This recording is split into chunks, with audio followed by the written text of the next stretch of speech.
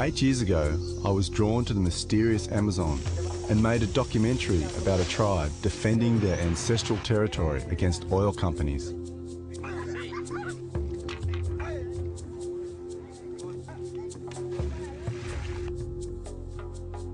Enticed by the mystery of ancient knowledge, I'm returning 8 years later with my new family to meet some of the keepers of the knowledge, the medicine men, the tribal shamans. I'd heard about a sacred vine called ayahuasca, which enabled the shaman to have visions of the future and communicate with the spirit world and the natural kingdom.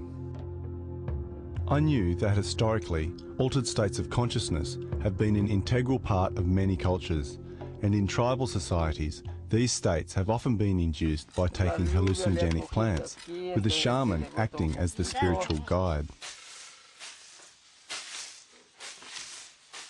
I was curious as to why the United Nations had outlawed ayahuasca, and I wanted to experience the ayahuasca ritual and gain insights into the shaman's world. My journey would lead me head-on into the global war on drugs. Every society chooses a small number of substances, no matter how toxic, and enshrines them in its cultural values, then demonizes all other substances, and then persecutes and launches witch hunts against those users. I am thrust into life-threatening situations between worlds of opposing values.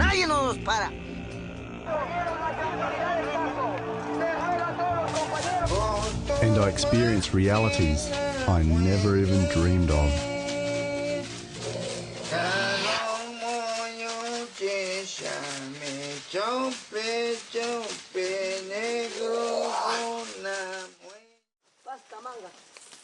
I felt how my modern lifestyle had allowed a sort of separation to develop between myself and nature. Through their actions, I could see how these forest Indians were still directly connected with the natural environment.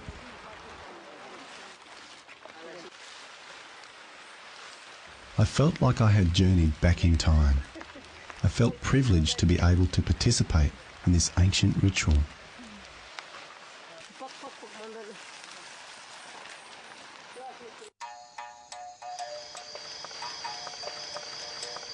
A los jóvenes que no estuvieron en la escuela, que no aprendieron la escuela, a ellos le daban consejo, a ellos le daban de tomar ayahuasca siempre.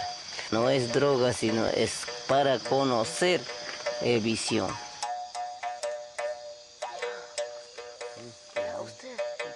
I knew that drinking ayahuasca could be a very intense experience, that it tasted foul and often it made you vomit.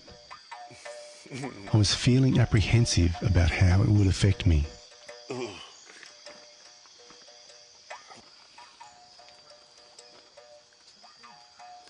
Millions of people take ayahuasca in the Amazon. It is the largest psychedelic religion on earth.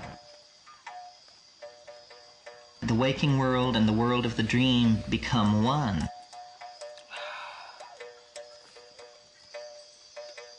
So then it becomes the function of the shaman, the gadfly, the go-between, to carry information back and forth between these worlds.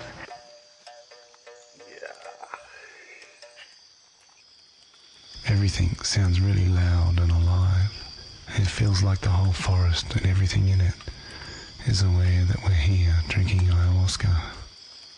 I'm seeing iridescent rainbow spirals and complex geometric patterns. It feels like I'm being bombarded by some sort of ancient knowledge, a universal consciousness that I don't understand.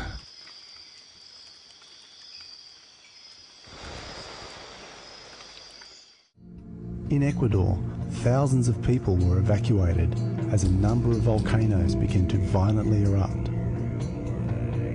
Hace tiempos cuando primero erupción de Pichincha, Guagua Pichincha, he estado tomando con unos quiteños ayahuasca. Hemos estado conversando en visión cuando este volcán está sagradamente, cuando petroleros están molestando, está cabreado porque este petrolero está reventando su suelo adentro.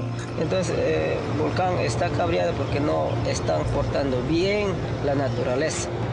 No quiero que me vengan a destruir gentes de Estados Unidos por chupar la sangre de nuestros ancestros, el oro negro, que se creen con la tecnología de puntas, hechos los inteligentes. No, aquí estamos los inteligentes, los que defendemos el pulmón del mundo, la selva, el aire puro, el agua puro. What it brings is an empathy to the destruction of the planet. You know, the cutting of a rainforest is suddenly no longer completely abstract. It's actually something you can feel and relate to. And all political change begins with a change of feeling and value. We have become a toxic force in planetary biology. There is going to have to be a radical transformation. Human future will be designed on how conscious we are able to make ourselves. If we can change our minds, we can take hold of this process and halt it. Y convoco a todos los yachaks, a todos los chamanes del mundo, unificar para difundir en el mundo y decir, no destruir la naturaleza, no destruir las raíces de los árboles.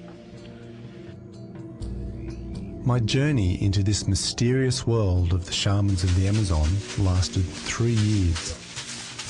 I'm left wondering whose interests are really being served by keeping illegal these shamanic plants that can help you connect with yourself and the natural world. And how is it that humanity is allowing such unprecedented destruction of nature? Meeting the shamans and taking ayahuasca opened me to a world I never imagined. A world that challenged my current concepts of reality and made me question my life's purpose and my relationship with everything.